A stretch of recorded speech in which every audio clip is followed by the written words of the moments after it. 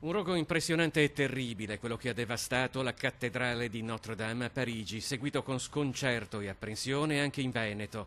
A Venezia, dove nel corso dei secoli diversi monumenti sono stati distrutti dalle fiamme, oltre ad esprimere solidarietà verso la Francia, ci si interroga sui sistemi di prevenzione e contrasto degli incendi negli edifici storici della città.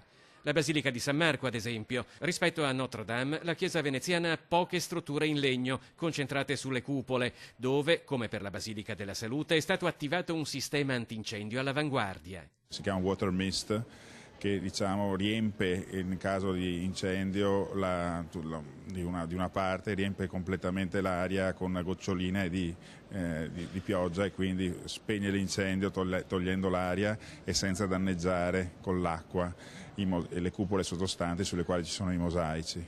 Ci sono oltre 400 sensori che vengono continuamente controllati.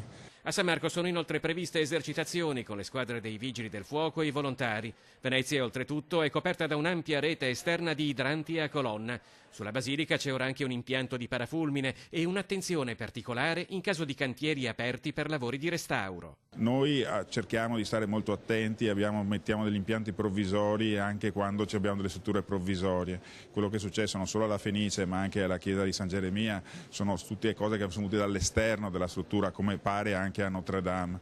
Quindi direi che la parte che bisogna migliorare in generale su queste cose, comunque bisogna stare molto attenti e quando si mettono su queste strutture provvisorie